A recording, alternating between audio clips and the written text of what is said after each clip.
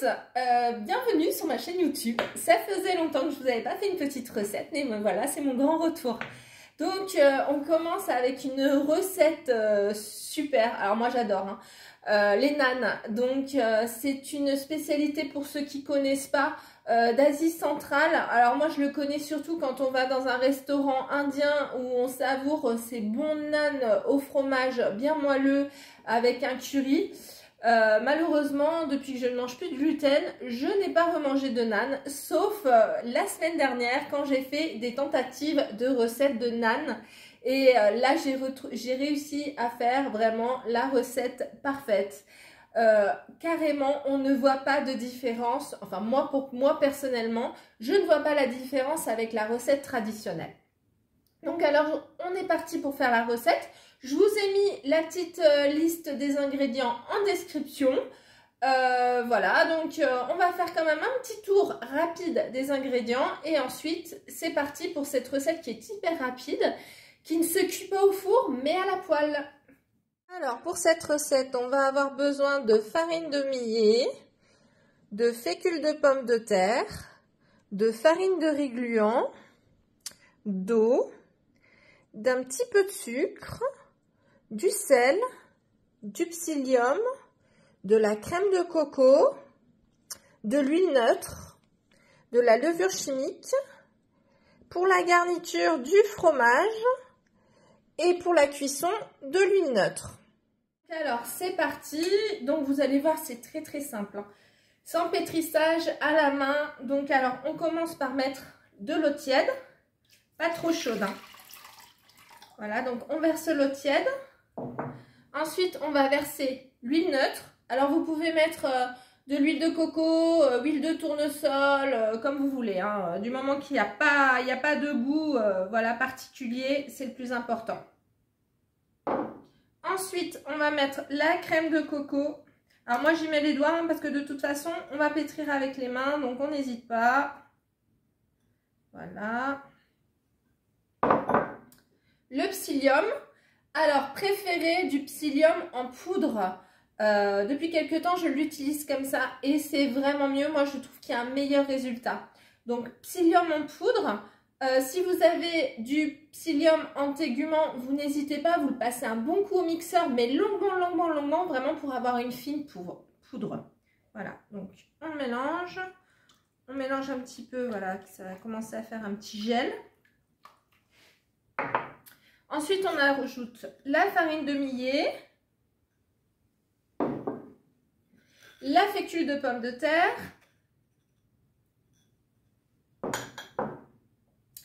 la farine de riz gluant qui va nous apporter une texture super moelleuse. Donc ça, on ne peut pas le remplacer, hein. C'est vraiment un ingrédient impératif, hein.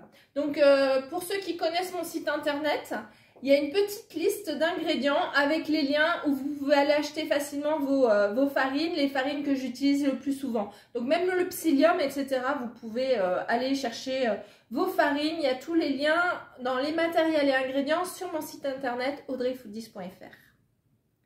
Voilà, donc le sel, le sucre.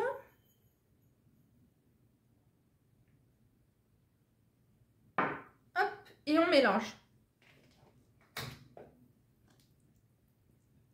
On mélange bien la main.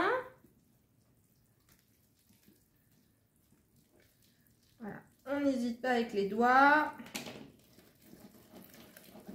Il faut qu'il n'y ait plus de grumeaux, hein. Alors petit à petit, le psyllium va faire son travail, les farines vont absorber l'eau. Vous allez voir, la pâte va être de plus en plus épaisse.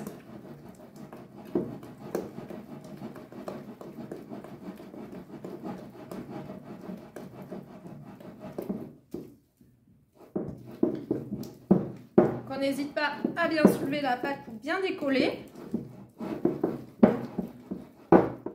Là, ma pâte est bien mélangée. Hop, voilà. Donc, on essaye de regrouper un petit peu la pâte. Voilà, avec une corne, avec une spatule, avec ce que vous avez. Donc là, vous voyez, elle est encore bien collante. On va la laisser reposer 5-10 minutes. Alors, notre pâte à reposer, donc alors 5-10 minutes, hein, ça suffit, voilà. Donc, on va les diviser. On va prendre de la farine.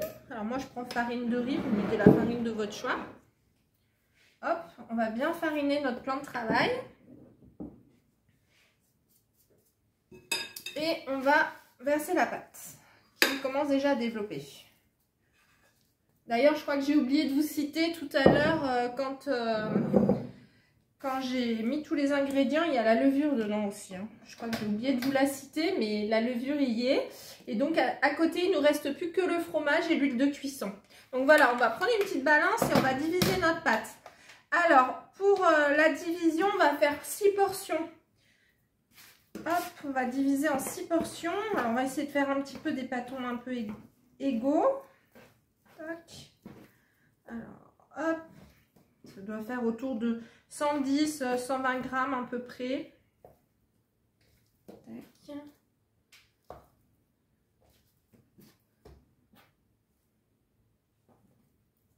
Tac. Et voilà. Donc oui, c'est ça. C'est autour de 120 grammes. Vous avez à peu près entre 115 et 120 grammes chaque pâton. Donc, nos petits pâtons sont divisés en 6. Là, on va essayer de leur donner une petite forme. Une petite forme un peu ronde de boule. Voilà. Juste un léger façonnage. Je vous laisse regarder. Voilà. Donc, un léger façonnage. Juste pour leur donner une petite forme un petit peu ronde.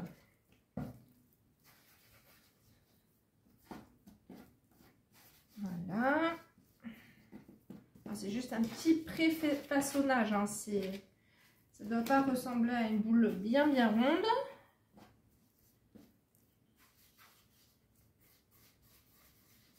Voilà. Donc n'hésitez pas à refariner un petit peu votre plan de travail si ça a collé un petit peu. Voilà. Je me suis munie d'une plaque avec un papier cuisson. On va y poser les nanes pour ensuite les passer directement à la cuisson. Donc alors je vais prendre mon premier pâton. Je vais le fariner un petit peu. Là, je vais l'étaler comme ça à la main et un petit peu au rouleau. Il a à peu près la taille, voilà, regardez, hop, une douzaine de centimètres de diamètre à peu près. Voilà, ça s'étale très bien, ça colle pas trop, donc nickel. Là, vous allez prendre le fromage et on va en mettre au milieu. Fait un petit tas.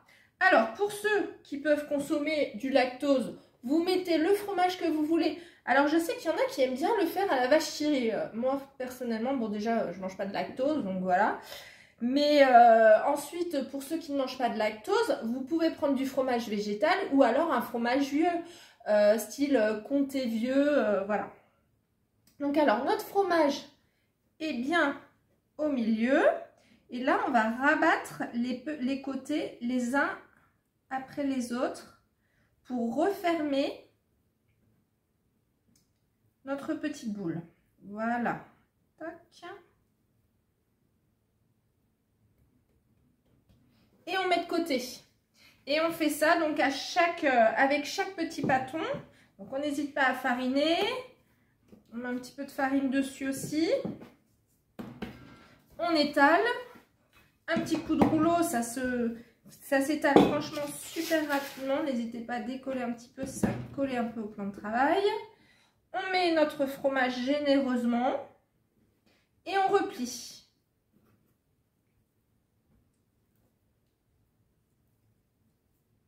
On écrase un petit peu pour tasser tout ça. Et hop, on met de côté. Et on fait ça avec les 6 pâtons. Petite farine.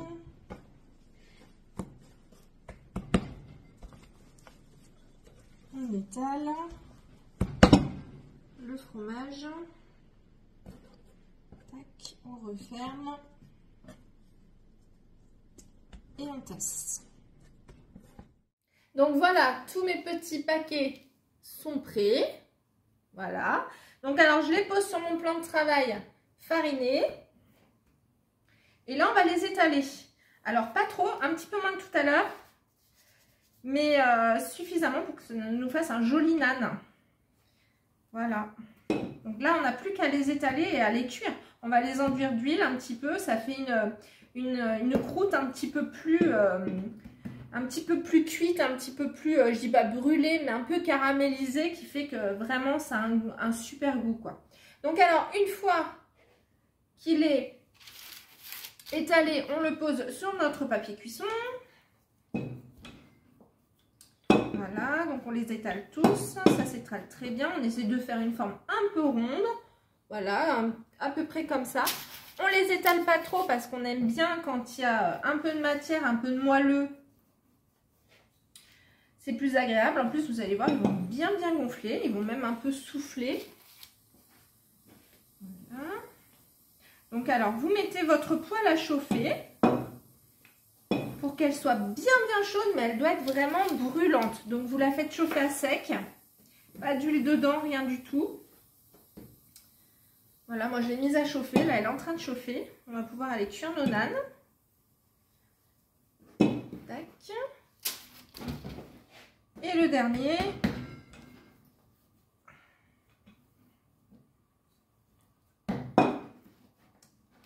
Et voilà. Donc là, il ne nous reste plus qu'à les enduire d'huile. Et à passer à la cuisson. Donc c'est parti, on passe direction cuisson. J'ai préparé ma plaque, donc avec mes nanes qui sont étalées, que voilà. J'ai préparé un petit récipient d'huile. Et là, j'ai ma grande poêle qui est bien chaude. Alors, moi, j'ai pris une grande poêle, comme ça, je peux en cuire deux d'un coup. C'est plus rapide. Mais alors, vous pouvez en prendre une plus petite et du coup, les cuire l'un après l'autre. Donc là, on va prendre un petit peu d'huile sur ses mains et on va enduire le nan. Ça change tout, ça fait toute la différence. Hop, et on met à cuire. Donc là, on enduit bien le nan. Faut pas que ça regorge d'huile non plus. Il faut vraiment que ce soit vraiment en surface. Voilà. Hop. Et on met à cuire. Alors, ça fait à peu près... on le voit, il commence à gonfler. Là, ça fait à peu près 5 minutes que ça cuit. Donc là, on peut les retourner. Hop.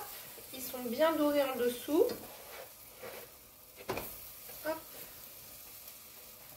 Voilà, et on les laisse cuire encore à peu près 4-5 minutes de ce côté-là aussi. Et ensuite, une fois qu'ils sont cuits, hop, on les met dans un torchon qui va les garder bien moelleux et bien au chaud. Donc voilà, là, ils ont cuit 5 minutes de chaque côté. Ils sont bien dorés. Donc là, on les met directement dans un torchon pour qu'ils restent bien chauds et bien moelleux. Voilà, avant de servir. Donc là, on réitère l'opération. On huile d'un côté, puis de l'autre. Généreusement. Hop. Et on met dans la poêle.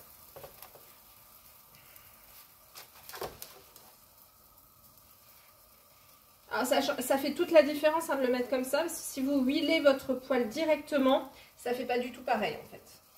Là, il y en a vraiment bien partout sur toute la surface du nan. Et on remet à cuire 5 minutes de chaque côté. Alors, mes cheese nans sont tous cuits. Je les garde donc au chaud, bien dans un torchon, parce qu'au moment de servir, comme ça, ils gardent bien leur moelleux. Et ils sont vraiment, voilà, ils sont optimum. Le fromage est filant, voilà, c'est le top. Donc, si vous faites cette recette juste avant de les déguster, c'est l'idéal. Vous les gardez dans le torchon, ils sont super moelleux. Donc voilà, j'ai mis 6 beaux cheese naan qui sont là. Alors, si vous ne mangez pas de fromage, vous pouvez les faire nature, bien sûr, pas de souci.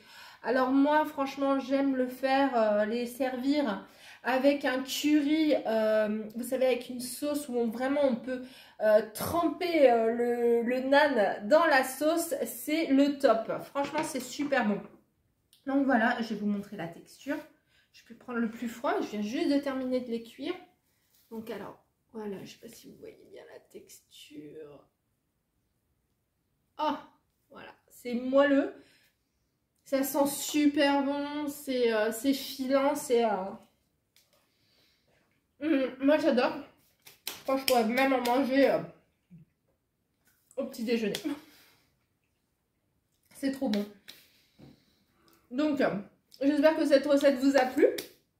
Alors, peut-être qu'il y en a qui ne sont pas au courant. Maintenant, j'ai un site internet. Donc, c'est audreyfoodies.fr. Moi, je vous l'ai dit en début de vidéo. Donc, si vous n'avez pas tiqueté, voilà, j'ai mon site internet, audreyfoodies.fr, où vous pouvez retrouver plein de recettes sans gluten et sans lactose. Ça passe du gâteau aux recettes salées, aux donuts sans matière grasse, aux beignets. Voilà, vous avez aussi des recettes pour la Saint-Valentin, pour l'épiphanie, pour Noël. Et en fait, en fonction des fêtes comme ça, par exemple, bientôt c'est Pâques, je vais faire aussi une petite catégorie, voilà, dans les recettes de fête Pâques avec plein de jolies recettes qui vont bientôt arriver.